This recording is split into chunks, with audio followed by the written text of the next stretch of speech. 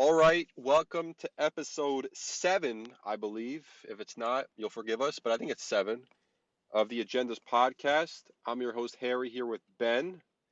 Ben, what's Hey, going on? doing good, doing good. It's good to hear. When was the last time we put out a podcast? I think Sunday, maybe? Maybe it was Monday. But it's been a couple playoff games since then, some game ones to get into. Obviously, the Denver Minnesota series has took quite a turn. I think we put out after it was 0-1, but that game two was pretty crazy. And let's get into that. Let's start with Denver, Minnesota, the shock of the playoffs so far. Minnesota went into Denver and stole not only game one, but game two as well in dominating fashion. The games were not competitive at all. Jamal Murray threw a temper tantrum on the sideline. Then when he was sitting on the bench, he threw his heat pack. People thought, is Jamal Murray going to get suspended? Should he have gotten suspended? Now, personally, I'm not upset that he wasn't suspended just because I don't want any excuses. I'd rather have the star players play the whole time. It's not like he punched someone in the face. If they would have suspended him, I also wouldn't have been upset. But I'm a pro them not suspending him. Let the star players play. I don't want someone to come back in 5 years. Oh, if Denver had Jamal Murray for Game 3, they would have won the series. I'm not interested in that type of thing. But they ended up fining him 100K, which for the NBA fine, that's a lot. That's a big fine. Usually the fines are like 25K, whatever it is. Obviously for Jamal Murray, that's not a lot of money. But they definitely took it seriously to the extent that the NBA does. But Jokic did not have a good game, which is pretty rare. I mean, obviously, if you look at the counting numbers, it's going to be like, oh, he had X, X points, rebounds, assists. But if you watch the game, he wasn't efficient. He didn't take over the game. Kevin Durant has some games like this too, where it's like, okay, he puts up decent numbers and he was efficient, but it's like Jamal Murray's clearly struggling these playoffs, and specifically in this series.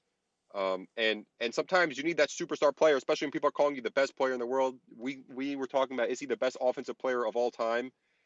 And sometimes you got to step up, get up to the plate, take 25 shots, take 30 shots, and give your team a puncher's chance to win the game. With the pass of Jokic, the way that the Timberwolves are hounding the Nuggets defensively, specifically Jamal Murray, there was that video going around of them just he was Jamal Murray was dribbling the ball up the court and there was just players on him the whole time. He got double teamed past half court. He just couldn't move. The Timberwolves defense is that special. And the other thing is the refs are kind of letting them play a little bit, unlike the OKC series, which we'll talk about a little bit later. But if the refs are going to let Minnesota play like that, especially with Minnesota going back home, they pretty much only have to win one of these games to take a really commanding lead and put themselves in great position to finish out the series. It's looking very good for them. I was one of those people that was saying don't panic after game one. We see game ones all the time where a road team come and punches the other team in the face. But for them to steal back-to-back games at Denver with the altitude, with a healthy Nuggets, no injuries or anything like that, I thought it was pretty unbelievable. Pretty unbelievable. Ben, what were your big takeaways from the first two games of the series? Well, I mean, I think it comes back to the thing we've been saying about the Nuggets in the Lakers series was the Nuggets didn't look great, and we kind of assumed at some point, they were gonna get to their A game, and they haven't got there yet. And against this quality of opponent, it's put them in a deep hole. Um, at this point, going into Game 3. I think game three is going to be, I think it's going to be a tight game. Like, I think it's going to be a close game at the end, coin toss type of a game. Um, and if Denver loses that coin toss, they lose the series. So that's kind of the position they put themselves in. But I think it's going to be tight and they could win it. I think it's going to be a battle and they could or could not win. But they put themselves in like a very risky spot, almost I would say out of their control, in terms of if they're going to win that type of game. Um, but we'll see. In terms of the Jamal Murray suspension, if that was Draymond Green, he's getting suspended. Now he's not Draymond Green. He doesn't have the history of Draymond Green. All day I've been thinking he should have got suspended. But yeah, I'm kind of with you at this point where I hear both sides. I don't know, throwing stuff on the court. I don't know. I think you get suspended for that. You can't throw stuff on the court. It wasn't even a foul shot. It was in the middle of a live play. Like, I think that's a little bit out of control. Yeah, I definitely hear that. And what you said about Draymond Green would have been suspended, and rightfully so. The amount of ridiculous acts he's done in the past, he definitely would have deserved to be suspended. Jamal Murray's kind of a first-time, quote-unquote, offender. So the NBA looks at that differently. And again, rightfully so. Also, it's the playoffs. Draymond Green if you go back to 2016 when he ended up getting suspended, I think when he kicked LeBron and called him the B word. But if in the series before, he kicked Steven Adams in the nuts, and they didn't suspend him then. You know, in the playoffs, it's a pretty high bar to be suspended. The fact that Draymond Green had to do it again to be suspended, and then they also have the rule where I forget if it's 7 technicals, I think, throughout the playoffs or 5 maybe, then you're automatically suspended, and then every 2 technicals after that, you're suspended again. So there is some of that, but yeah, I'm not Jamal too. didn't even get a technical, I don't think, in the game. I don't think. Yeah, I don't remember. He might have got technical, but he didn't get ejected. That's for sure. I don't know if he. I don't think he's probably sitting on the bench for the rest of the game because they're getting blown out. But yeah, going back to Minnesota down 0-2. I hear you saying Game 3 is going to be a coin flip. I'm not so sure. I think there's a chance that Minnesota just might be better, and they might just go out and dominate them. And like you said, we were talking about this in the Lakers series. The Nuggets did not play great. That series, everyone was kind of focused on the Lakers because, the Lakers brand and LeBron and everything like that. But the Nuggets really did not play great. And that's why the Lakers were in those games more, I felt, than the Lakers are playing really good basketball. I didn't necessarily feel that way. And Jamal Murray, he had the 2 game winners, which is going to take all the shine. Maybe rightfully so. But he did not play well in that series either, which is not talked about, obviously, because the game winners end up sweeping the series or winning in 5 games. But he's been even worse. I think last night he was 3 for 18. They're absolutely locking him up, and it's very shocking to see from Jamal Murray, a person who's always been a playoff riser, someone who's lived to the moment for, he's had a couple postseasons where he's done that in the past. So, but I mean, this Minnesota defense, people are saying it's the best since the Pistons back in the day. It might be. I don't know if I've ever seen a defense like this. Usually, great offense beats great defense, but I mean, this is a different level. And again, I think that Timberwolves might have scored 106 both games. They just shut down Denver. It's not like they're having some major outbursts. That was my concern after game one. Anthony Edwards, I think, had 43, and they still scored like 100 or 106, I think it was. So I'm like, are they going to have enough offense? But I think the second game they held Denver to 80 points. So if you hold Denver to 80 points, you're definitely going to give yourself a shot to win that game. But we'll see game 3. If Denver wins A game couple, 3, then all the pressure is going to be for game 4. But Minnesota definitely has a chance to pretty much close out the series here. yeah, I mean, a couple points. I think Jamal Murray, so a lot of that frustration is not just on the Timberwolves. It's the fact that he can't find he can't get to that level that he's expecting himself to play at in the Lakers series as well. He hasn't found it the whole playoffs, and the Timberwolves are putting pressure on him and making it difficult for him to find it. But I think some of Jamal Murray's frustration is with himself. Um, Doing my therapist hat there, but and then I mentioned this at the beginning of the series in terms of the Nuggets, the way that a lot of the Nuggets actions are very condensed with the pick and roll with Jamal and Aaron Gordon. It's all tight inside, around the paint. Or even when you got Jokic isoing in the paint, a lot of his passes when they come to double, he'll just pass it like directly out to when the guy guarding the guy on the 3 drops to double him, he'll just pass it over him type. It's short passes that they do to to counter double teams. And with the super long Minnesota defense, it really counters that. And I think I see that when I watch the games as part of the reason the defense has been so effective. 100% that perimeter pressure and the long arms of Jaden McDaniels, Alexander Walker, Anthony Edwards, all the way down the line, and then having Rudy Gobert, rim protector. Rudy Gobert didn't even play this game. He left for the birth of his son. I think there was one analyst who's like, "Oh, there's no playoff game I would miss." Like shut up, bro. The guy, he had a son, so he missed the You game. talking about Whatever Doug it is. Gottlieb? No, I think it was Gilbert Arenas, maybe something like that. It's like Gilbert, you never played in any big playoff games, all right, bro? So why don't you shut the hell up? But anyways, um, the other thing I want to touch on here is Jokic because Jokic, we've talked about him in high praise, and the whole NBA has him rightfully so after his year last year, and he's going to win his 3rd MVP this year. But this is a defining moment because we had the same thing with Giannis. And Giannis won his ring, and Giannis is going to win the next 5 rings. It's going to be the Giannis era. He also had his MVPs, et cetera, et cetera. But Jokic has got to hold some of this blame too. Forget the counting stats. His efficiency hasn't been there. He hasn't been able to take over the games. And if he, got swept or gentleman swept by Minnesota, I want to see the same credit that even, or the same blame that even some of the older players are taking, even more so. Kevin Durant got killed. Even LeBron to some degree got blamed, and Steph for missing the playoffs, whatever it is. But he deserves superstar blame. When you get superstar praise, you get superstar blame.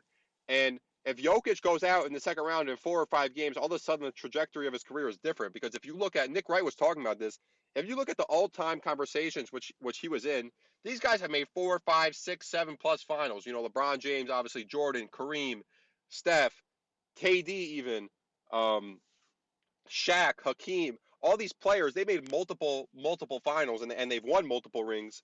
So, and Jokic is not a young player either. I think he's 28 or 29. So all of a sudden it goes from is Jokic going to, are the Nuggets going to dominate the next 3 4 years to is Jokic going to win another ring? Now that might be overreacting, but does he become more of a Dirk Nowitzki level player? Obviously Dirk didn't win the MVPs, but does he fall more in that 15 to 20 range of players as opposed to getting in that top 10 is a very high bar and you got to at least win, 2 rings probably, if not more than that. And the other thing is he hasn't had that many deep runs. I mean, he's had that one finals run. He had a one conference finals run in the bubble that wasn't too competitive, but there is pressure on Jokic, and he's not getting any younger, and the time is now for him to turn it around. So I think there's a lot of pressure on Jokic, particularly in Game 3, for him to step up to the plate in a season with no injuries, and you're in your prime. This is your time to win. So we'll see if he's able to turn that around.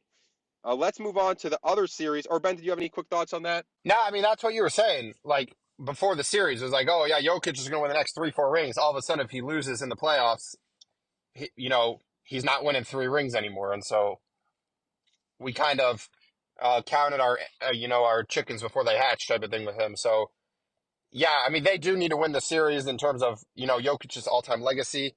Um, but yeah, I'd like to see him get aggressive. I want to see Jokic get blocked a couple times. This next game, like you're saying, this guy needs to be putting up 30 shots this next game. Jamal Murray's not getting it going. The rest of the role players, Aaron Gordon's been playing, for his role, has been playing very well in this playoffs. But other than that, you got a bunch of role players that aren't doing much. Jokic needs to, get not, stop. He's been pretty passive. Um, I want to see him not be passive this next game. And then the last point I'll make is, we were roasting Kevin Durant and the Suns. If the Timberwolves just sweep everybody, so you gotta give a little slack back to the Suns. 100%. And the sneaky headline here is: does the regular season matter? That OKC was the 1 seed. They haven't lost. Minnesota was, I think, the 3 seed. They haven't lost.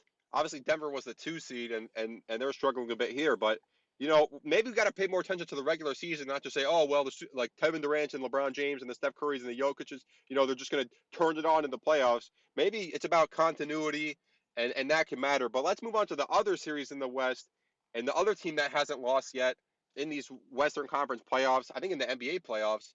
Yeah, because the Celtics lost to Miami, and that's the OKC Thunder. They were not talked about as much as they should have been in the regular season for being a 1 seed.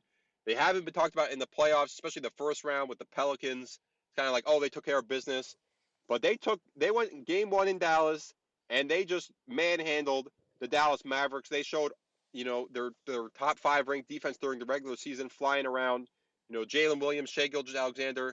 People were saying Shai, he kind of got carried by his free throws a little bit, which I hear. It's kind of how he plays though. He's kind of a guard. It's interesting. He's a guard who plays in that mid range and inside the paint area, which is kind of rare for a guard, especially nowadays. They're usually perimeter oriented, which I think is part of the reason he gets more free throws. But they were definitely calling it a little bit more ticky tack than Minnesota, who's allowed to play more physical, which would be interesting if Minnesota played OKC next round, how they would officiate it. But that wasn't the story of this game. The story of this game was SGA playing really well, OKC taking a dominant lead in Game 1, and Luka really struggling. I don't have the exact numbers. I can pull it up for a second. Um, but he did not shoot a great percentage at all.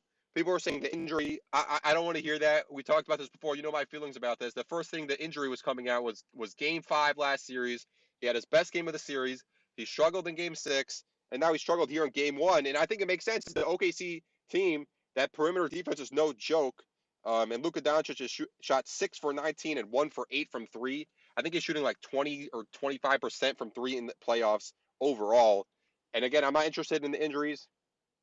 It kind of is what it is. As a team, the Dallas shot 34% from three, which is not great, and OKC shot 46%, so that's part of it as well. But Chet Holmgren had a great game. Jalen Williams played pretty well, and Shea was the star of the game, obviously. But if the Dallas Mavericks are going to have any shot in this series, Luka Doncic is going to have to step up to the plate. We don't want to see a James Harden-esque situation where, it's one of those players that's ball dominant, puts up great numbers in the regular season, gets to the playoffs, can't quite get it done. And people will take as a shot, oh, James Harden's a much bigger playoff choker. Luka Doncic had the X, Y, and Z moments. But people forget James Harden's made conference finals. A lot of times he was losing. It was to the Golden State Warriors, that dynasty. Um, and Luka Doncic, at a certain point, people like the numbers and the MVPs and the stats and whatever it is, although he hasn't won an MVP yet. But if you look up, let's say we look up in 2, 3 years, and let's say he hasn't won an MVP and he hasn't made it past the conference finals, people start to turn very quickly, and deservedly so, for a player, who people say, oh, this is a top 2, 3 player in the game. I'm a player. Not a player. I'm a person who looks at playoffs and weighs that very heavily into the equation of how good you are as a superstar. And I know Luka's had great playoff moments in the past, but at a certain point, it's not about numbers. It's about winning. You're not facing a dynasty. You're facing one of the youngest teams in playoff history. With one superstar on the other end, someone who's probably going to who's probably going to finish top 3 in the MVP vote, or he finished top 3. We'll see where he finishes exactly tonight. But there is no excuses. I don't care about no ankle.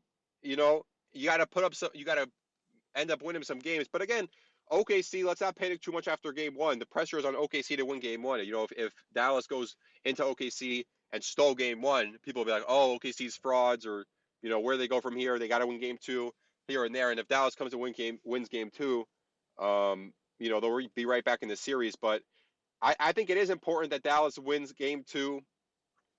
I don't think they can afford to go down 2-0 to this Oklahoma City team. I think they're too good. And I think Oklahoma City showed in game one, this team is a legitimate contender. They're not just a cute little story. This is a team that can legitimately make and win the NBA Finals. Ben, what were your main takeaways for game one? And I know you had Dallas in this series. Do you still feel confident in that, with how Luka's been playing? And what are your overall thoughts? Yeah, I mean, as a guy who would like to see Luka lose, I was very nervous because I thought Dallas was definitely going to win the series. Not going to overreact to game one and say OKC's winning the series, but you know they do have a legitimate shot, which I didn't really think. I didn't really take them seriously, and I didn't really take Minnesota seriously either. These two younger teams are, Minnesota's not necessarily young with all their players. They have some vets on the team, but these first time playoff performers, I completely discounted their regular season. Um, when they were going up against veteran teams. And, I've been proven, I mean, we'll see if they can close it out, these two teams, but I've definitely been proven wrong that um, these teams are legitimate. So I might have to, rethink my philosophy there on that type, on that, on upstart teams moving forward. But yeah, I mean, OKC is a legitimate shot, which is more than I would have thought before game one. I definitely don't think that Dallas could win game two, and then we'll see what happens. But they can definitely win games, and they've got a shot. They did shoot 46% from three compared to 30 whatever percent Dallas shot. That is often a big factor in that game, in these games. You hear that. I believe in, the Pacers, some of their games, they had random guys who can't shoot, hit a couple threes, like went 2 for 2, 2 for 3 from threes. So 3-point percentage is a legitimate swing in a game. Um, and so we'll see. I don't know the you know, 3-point quantities of the Mavs and Thunder. Um, but yeah, I'm now looking forward to watching the rest of the series because I think both teams actually have a shot. What I do want to touch on is this foul. People roasting Shea Gilgeous-Alexander for getting a lot of foul calls. I was going to do this with Trae Young, and I was really going to bring this up with Jalen Brunson later on. Jalen Brunson's entire offensive game is getting fouled. That is a very big portion of what he does. And nobody seems to be bothered by it because they like his mentality and his demeanor. And I was going to bring, oh, Trae Young does the same thing and people hate him. But I don't even need to go to Trae Young. Shea Gilgeous-Alexander, which people like, people are like, oh, he gets fouled. He's a fraud offensive player hacking the NBA, whatever. It's not really like legit. But then Jalen Brunson, nobody seems to care. So I don't know what that discrepancy is about. Yeah, it definitely is. People like certain players and criticize players like Trae Young for foul baiting, quote unquote. And Embiid also gets criticism, deservedly so. I hate watching that type of thing. Nobody wants to watch free throws. Um, it'll be interesting to see if they play a team like Minnesota, who just hounds defensively without fouling. Would Oklahoma City be able to thrive on offense without shooting free throws. They were number one the year in 3 point percentage though, so this is not a fluke. Obviously, they shot 46%, so that's probably not sustainable. But especially at home, role players usually play better at home. But again, if OKC goes up 2-0, I don't see any scenario where Dallas wins 4 out of 5. Especially with Game 7 in Oklahoma City. But in terms of the foul baiting, I definitely hear that. Jalen Brunson, the small guards kind of have to do that. If you watch Trae Young and Jalen Brunson, as a small guard in the NBA, you're going to have to, get creative to be able to get some calls, especially around the rim and things like that. It's just what you have to do. Why do some players get criticism? Some players don't. At the end of the day, I don't think anyone cares as long as you're winning. That's the end of the. If Jalen Brunson was on a team that won 35 games like Trae Young was, which I'm not saying that they're equal teams, whatever it is, but I'm just saying he would probably be getting similar criticism because he's carrying teams to win. And they're in the second round of the playoffs. He's not getting as much criticism. When Trae Young had that playoff run back in was it 2019 or maybe it's 2021. He wasn't getting criticized either because they were winning ball games. So I think that's at the end of the day what it comes down to. Um, But Shea but yeah, we'll won. get into that. Shea won tonight. So Right. So I mean, most of the criticism I saw was from like Dallas fans. The other thing I don't like about like free throws is like, oh, this guy shot 15 free throws, it's rigged. Like, can we break down each play and say, okay, was he not fouled on this play? Like, show me 5 plays where he wasn't really fouled and they called a foul, and then we'll talk about it. You know what I'm saying? Just because the guy had an amount of free throws, maybe they just couldn't guard him. Maybe they just kept fouling him. That's a possibility as well. You know, um, but Oakland, Dallas is not. I mean, they played some better defense towards the end of the season, but their perimeter guards, being Kyrie Irving and Luka Doncic, those are not great perimeter defenders. Obviously, they have Derrick Jones Jr. and PJ Washington and some other defenders down the line, but Shea Gilgeous-Alexander is very crafty, and if they're gonna call those fouls and have him shoot those free throws, it's gonna be very tough for Dallas to win. I don't think it's gonna be a sweep or anything like that. I'm not overreacting that much after game one. Obviously, I had Oklahoma City before the series, but I think it's gonna take Dallas shooting some very high percentages from three, and Luka has to turn it around. And we're going to need to see some big Kyrie games as well. But Ben, did you have any more thoughts on that before we move on to the Eastern Conference? no, I'm excited to get to Knicks Pacers. All right, let's get into some Knicks Pacers. The Pacers actually were leading for a lot of this game. It kind of felt like, oh, are the Pacers going to walk in and steal this one? When not really many people gave them much of a chance in this series, outside of obviously a resident Hawks fan, Ben. Um, but the end of that game, it felt like they were reviewing every other call, which I hate that in the NBA. It feels like the last 2 minutes of these games takes like 45 minutes. It's just unacceptable. I guess the solution is you just need better refereeing. But I don't want to watch these referees look at a computer screen for 20 minutes at the end of a game. I'm not interested in that. Get the calls right, or I don't know, limit the challenges, whatever it is. It's kind of a disaster. But this is what I have to say. That offensive foul that they called on Miles Turner, the Pacers were down 1 point. Tyrese Halliburton's coming down the court. For you to call an illegal screen in that situation, the guy better pick him up and chuck him across the court. That is the only acceptable reason to call an offensive foul for an illegal screen in that situation. I mean, that was an absolute joke. Even after replay, I was like, was that even an illegal screen? I don't even think it was after replay in slow motion. Okay, you don't call that unless it's egregious. It felt like Adam Silver called the referees and said, "We need the Knicks in the conference finals. This is a big brand. This is Madison Square Garden. Make it happen." I mean, that was a disgrace, and that pretty much ended the game right there. And then the other big mistake the Pacers had was, I mean, it wasn't technically over because you're down one. If you foul the guy, if you foul the Knicks player, even if he gets his 2 free throws, you can have a three to tie the game. But then they fouled on the inbounds pass, which I think is technically a technical foul. So then the Knicks get a free throw, and then they get the ball back, and then they get 2 more free throws to clinch the game. So they kind of choked. But this is the game that the Pacers should have won. Having the lead for most of the game, and they just let it slip away at the end, and it was pretty disappointing to watch. Yeah, I am 100% on board with you. I was so excited to talk about this. That call. Now, listen, I'm not saying the Pacers were going to win the game. They were losing at the time. They were down by one, so I'm not saying they're winning the game. That They're call. down one with under a minute left, Ben. Yeah, I'm not saying they're scoring there. I'm not. I don't know what's going to happen. But that call was egregious. That was not even like that. Like it wasn't even like I don't even. Yeah, like you're saying, I don't even think it was illegal. Like that was beyond like, oh, that type of thing happens every single play in the NBA. Like that was beyond that. Like I don't even know. Now, obviously, his foot was moving like an iota, so by the letter of the law, it's not getting overturned. But that was literally as legal as it gets. So that call was egregious. 100% on board with that. Um, but I got to calm down and think about what else I wanted to say. Yeah. Oh, and then Oh, also pace of the game. Yeah, you were saying at the end of the game with the replays. I think the whole game was just foul, foul, foul, foul, foul. Like I thought the whole game was a terrible watch. I mean, we'll go one player at a time. I mean, that's how Jalen Brunson's been playing the past bunch of games that I've seen him. Is he gets into the paint, leans into you, or gets you leaning over him, and just gets a foul called. So I'm really excited to see if he plays a more veteran defender who I don't think he's going to get veteran defenders to be doing that type of garbage where they're doing that leaning and all that stuff. And I think it's going to take away from his total numbers and his efficiency. But we'll see if we get to see that. But what else I want to get into?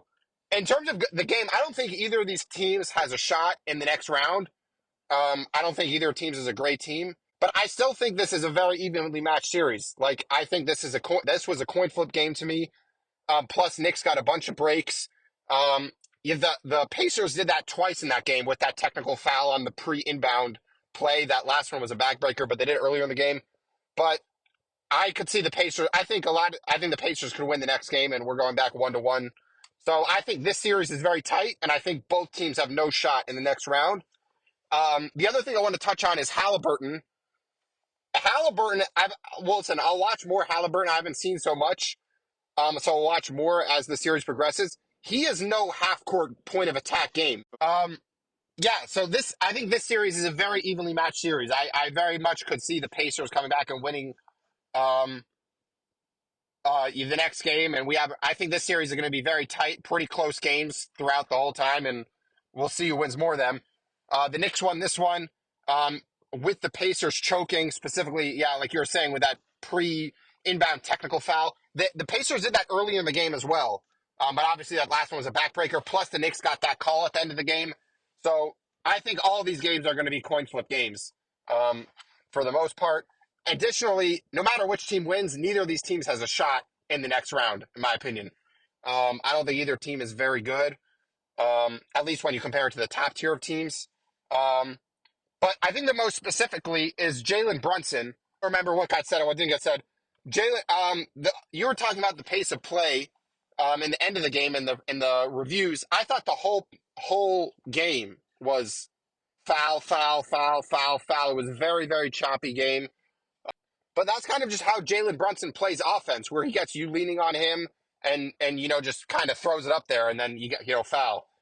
So I'd be really excited to see if he gets to play in the next round a more veteran defender who I think wouldn't fall for that type of stuff and can play with the level of basketball intelligence that can match Jalen Brunson's level of basketball intelligence. I think it's going to take Jalen Brunson's counting stats and efficiency down if he sees that. So I'm excited if we get to see that in real life and how that plays out. I think notably for the Knicks, Josh Hart, I think was probably their bright spot. Jalen Brunson obviously is great. But in terms of stepping up, Josh Hart was great in this game. I like him as a player. Obviously he can't shoot the three, so that's going to be a problem, but I think he's a very good player. The other thing I wanted to touch on from this game was Halliburton. I'm going to watch. I haven't seen so much of him. I'm excited to see more as the series progresses.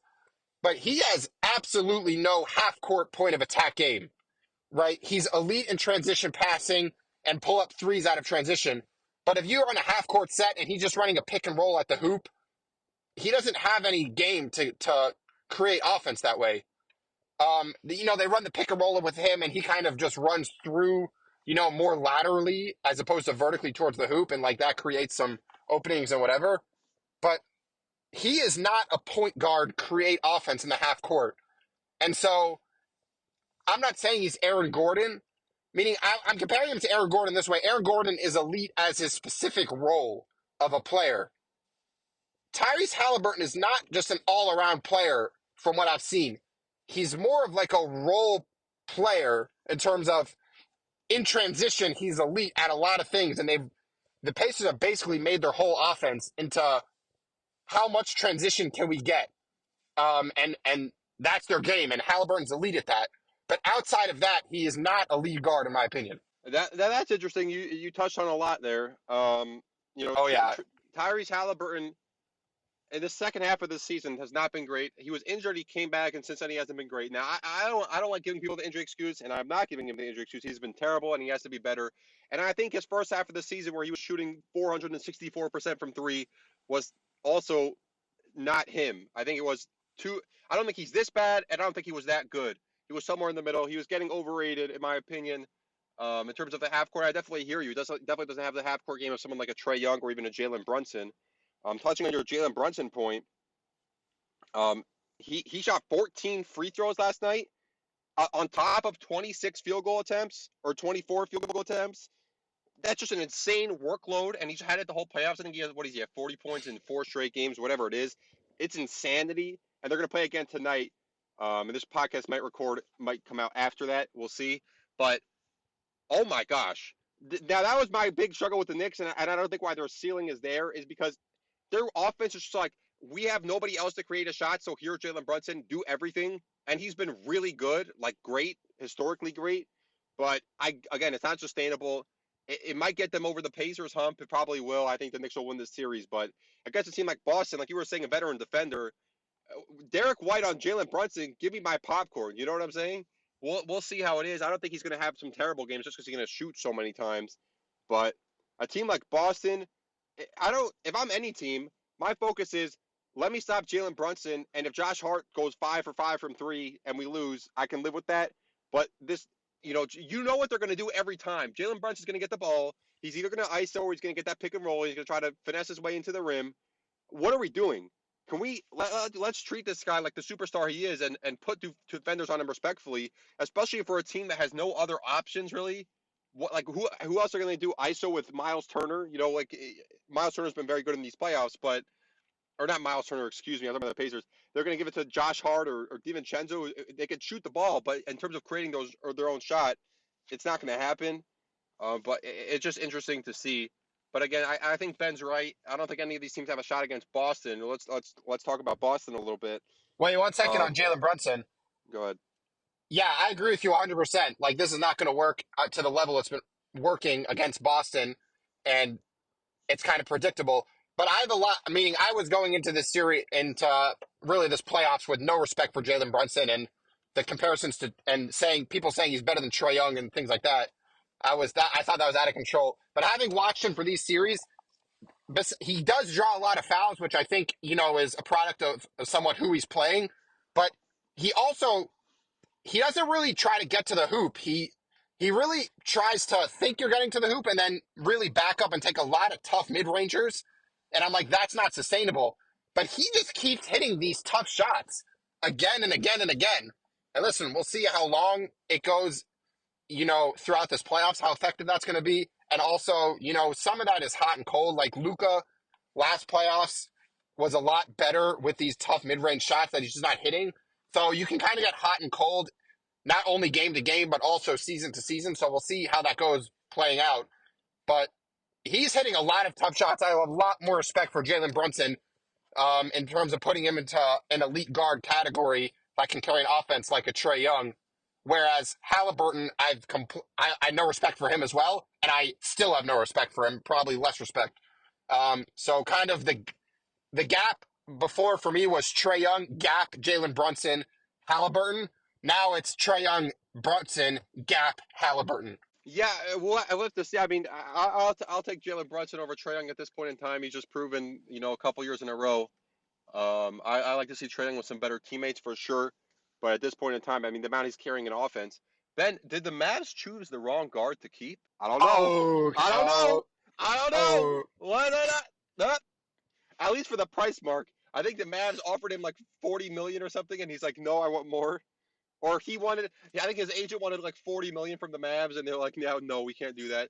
And I know people say, oh, he wasn't this Jalen Brunson. If you watch those playoffs, Luka was out. It was, I think, round 2 against the Jazz. He was out for the first 3 games, and the Mavs went up 2-1 without him. And Jalen Brunson was fantastic. Go watch those games. He wasn't this, But you could tell this brother, to quote Stephen A. Smith, this brother was something special. All right, so Mavs definitely made a mistake, and it kind of is what it is. For me, it wasn't even as much as like the James Harden. Like James Harden with OKC won Six Man of the Year, and like I didn't see this coming. Jalen Brunson, especially with Luka, those 3 games, to not give him $45 million or whatever it was, it's just a disaster. Obviously they have Kyrie now, so I guess they're not complaining too much. But let's move on to Boston a little bit. Boston annihilated Cleveland. Now, this is kind of a trap game, in my opinion, just because Cleveland's coming off game 7 of a tough series against Orlando, who's physical and tough and defensive minded. And Boston just played 5 games against Miami without Jimmy Butler and then took a nap pretty much for a week. So I think it was pretty expected for Boston to dominate this game. And I think game 2 is going to be a lot closer. I don't think Cleveland really has a legitimate shot in this series.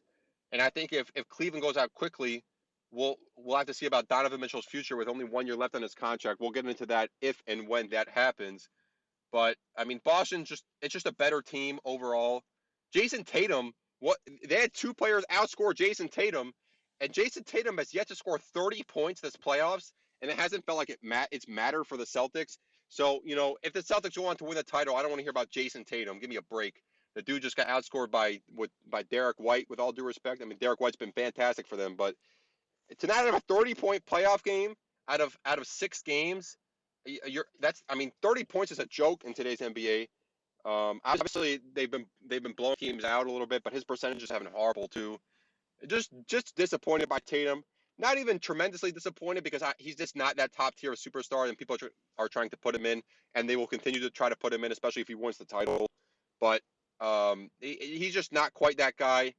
I think we'll see a bounce back from Cleveland in game 2, but I think Cleveland maybe wins a game, but I don't think they have a legitimate shot in the series. Yeah, I mean, you mentioned trap game, implying that Cleveland really in the future is going to have a better shot, which, I guess it was a trap game, but also I don't think they have a better shot in any game moving forward. The game was a lot closer than the end score indicates. Like, Boston really wasn't able to pull away till late in the game. Cleveland kept it to 7 or 8 points for most of the game. So that would be the only positive sign I would have as a Cleveland fan. But yeah, I think this is a 4 max 5 game series. Leaning towards 4. Um, but yeah, I mean, And this is yeah, go go ahead. ahead. I would say this is without Porzingis too, by the way. Just to throw that out there. True, but I forget their center's name, but their center played great. Whoever it was, the backup white guy with a K. Sam Hauser, No, with a K. Cornette Cornette, came and yeah. lead the. I'm not even saying off the court lead. I'm saying on the court lead in crunch time. I'm gonna take the ball and go get a bucket. But clearly they don't really need him to be that guy. They've got other guys who can do it. Um, and maybe Jaylen Brown and White getting those opportunities instead of trying to give it to Tatum, who you thought would give you the best shot. Maybe now kind of they're treating Tatum like he's not going to give us the best shot, and giving other people those shot might solve, some of Boston's problems that they've had in previous seasons, actually. That is interesting. I mean, it is Cleveland, so they're probably playing a little lightly. I think the happiest people, maybe besides Lakers and Suns fans, that the Timberwolves are up 2-0 is probably Boston because their whole thing was, well, they're going to make the NBA Finals. Can they beat Denver? But with a Minnesota physical team, they're not going to be getting these open threes. You know, at a certain point, I think probably not till the NBA Finals, just because the East is so weak, tremendously weak. Jason Tatum at some point is going to have to step up to the plate. And if the Boston Celtics don't win the NBA Finals, the number one reason is going to be Jason Tatum. And I will be the first one. I will be there to absolutely destroy him because he hasn't even been needed these playoffs. He's been kind of on vacation, and it just hasn't mattered. The team is a machine. It's a weak conference. Got to give credit to Joe Mazzulla, who got killed early in his Boston tenure, but they seem to be taking care of business this year. If they lose in the NBA Finals, it's still going to be a disappointment. But it's them and Denver are probably the only win a finals or it's a disappointing season teams this season. And Denver's not looking too great, but Boston has a much easier ride. But we'll see Boston in the NBA Finals probably. Will it be OKC? Will it be Minnesota? Will Denver take a turn or Dallas? We'll see. But I think that's going to be their most challenging matchup by far. And I think the team that comes out of the West might, since they've been playing some tougher teams, more competitive teams, they might be more prepared for a Boston who's kind of facing these weak playoff teams, at least weak by playoff teams standards, and it might be a little bit of a jump when they hit that NBA Finals if they do to face a tough team. But again, from Cleveland's perspective, I think it's just going to be an interesting offseason. They have Darius Garland and Donovan Mitchell, and Ben's talked about that two guard thing when they're both like short too doesn't really work. Score, I mean, they both score. And Garland's a better passer, but I feel like you got to choose one, and then do you trade Donovan Mitchell for a big haul? See if you can maybe get someone at a forward position, and kind of build that team out. Maybe LeBron comes back to Cleveland. I don't know, just throwing it out there. But I think that's going to be the big thing for Cleveland this offseason. Is going to be one of the more interesting teams. Yeah, I mean Mitchell. I mean Mitchell's been much more valuable for them in the playoffs. So he's been the leader of the team in the playoffs at least. So it's kind of an interesting divide of which one you would want to keep. Uh, yeah, I mean, and then in terms of Boston, I don't think Boston is super hyped to see the Nuggets lose, right? Like I don't think they for example, if the Boston and the Heat, right? The Heat have some intangible thing with Boston that is a specific challenge for Boston, as opposed to the Nuggets. I don't think the Nuggets have any mental games with Boston. I think it's just the Nuggets are a great team. But if the Nuggets get wrecked by a different team and they have to face that team instead, so I don't think it makes it an any easier path for Boston. I mean, Boston, I think would prefer to see OKC if they could pick, from one of the legitimate teams left.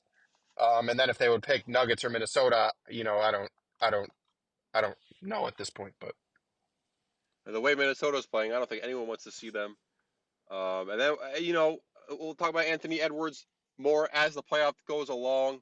If they get to the NBA Finals, the conference finals, again, it's round two. Let's relax a little bit, and I will say this: if it's OKC Minnesota in the first round, I think Minnesota is not going to dominate them like these other teams. I think OKC is fast, athletic. They shoot the three ball. They got the superstar. I just don't see it as much as some of these other teams are more exploitable. Even Denver, they run a half court offense where it's kind of like let's get into the half court, run our set with Jokic and great vision and stuff. It's much easier to stop on defense. And a team like OKC, it might not have the names of a Denver, but the way they run up and down the court and move around and pass the ball and shoot the ball, it's a much harder team to defend for a team like Minnesota.